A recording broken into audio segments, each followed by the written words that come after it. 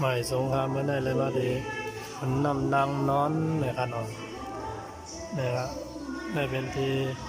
เอาเพิ่นเฮ็ดหาไว้ขนมคนนำนางนอนขนมอำเภอมีสายสายเลียนเมียนมาขนมนี่ครับ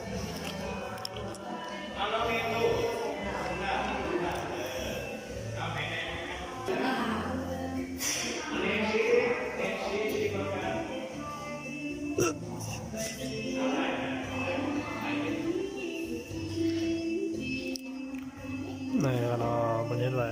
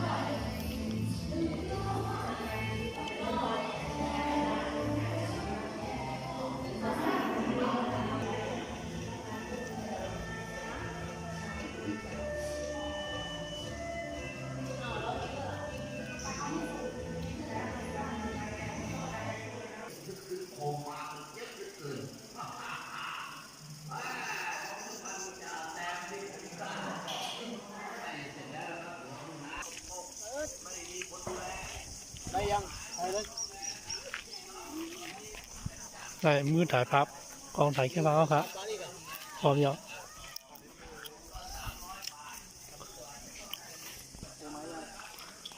ได้ครับได้จุ้มมาต้องของเขาหน่อยได้เสมาถ่ายแค่ภาพร่วมกันนั้นเสมาถ่ายแค่ภาพร่วมกันมาสูงครับทำหลงผลน้ำนางนอนเชียงรายครับเนาะ他也是负责，不是？我也不管他我是三个。ปฏิบัติการ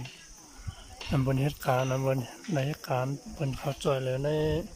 ทำได้ครับเนาะ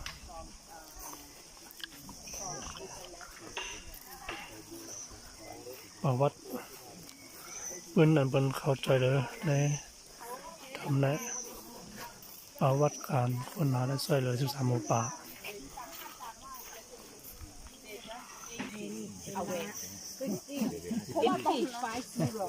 เพราะว่าตอนนั้นมันดำน้ำเข้าอ่ะมันก็เลยเหมือนระยะทางมันไกล Just that time they have to dive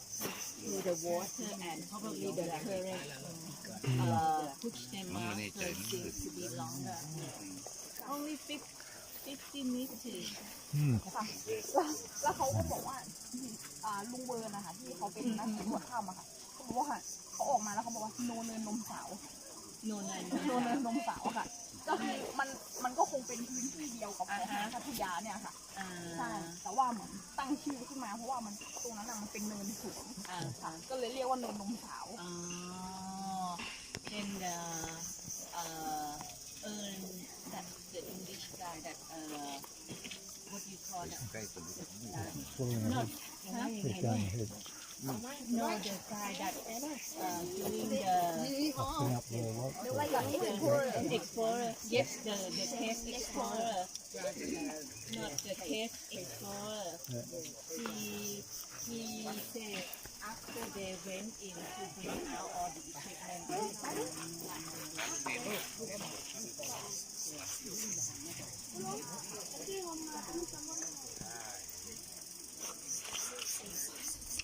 อันนี้คือข้างบนทางเขาของข้างพระนี่นะครับ อันนี้สินตางมาหมดเจ้าเนาะ อันนี้เรามาที่นี่ก่อนดูเราลงจากดอยตุงมาสุดยอด เมื่อไงในขณะลูกถักที่ไหนมากอะมาทางไหนขนาดมาทางไหนน้องวนขนาด นี่มันแค่นี้เนี่ยมันเข้ามา เนี่ยครับแค่นี้ครับ มาป้าตัวเนี้ย นี่ละเมื่อไงเนี่ยเมื่ ต้ อ อง ไง มอ เนี่ ง ย ภาพเป็นต้องถอยออกมาแล้ ป ว ระกาศเอามือที่ในขนาดที่ประทับสวรรค์ในขนาดเราขึ้นลงในมาโลดประทับลงมา เนี่ยเดินลงสาวอยู่ที่นี่ มาเดี๋ยวนี้ ไม่จำไปที่นี่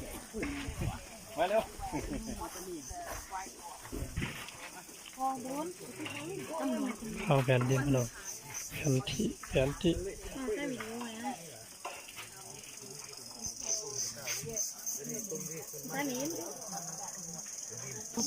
เนี่ยครับที่เพิ่น มาเฮ็ดปังที่เพิ่นมาฮอนังขนาดที่ว่า มันจะเป็นอย่างนี้ ว่าเพิ่นจะมาฮอนังขนาดที่ในขณะที่ในขนาดที่นะครับที่เขาพูดว่าเพิ่นจะมาฮอนั้นที่เพิ่นมาทำพิธีนะครับตามเพิ่นลงมือเขาว่านั่นเนาะตั้งหนึ่งได้ตามเพิ่นขึ้นมากันเนาะนะครับนะครับ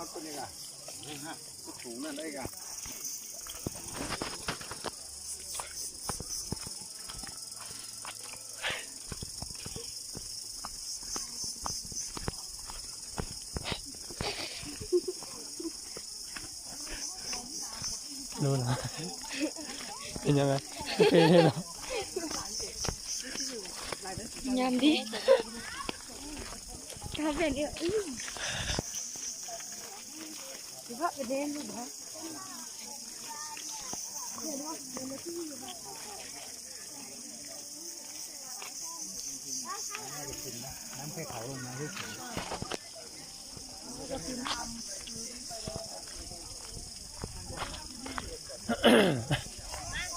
มันในขาหางมันขนาดในหางทำขนาดขนน้ำนางนอนขาในครับดีเลยครับเป็นหางหูมันขนาดในนอนมาในขนาด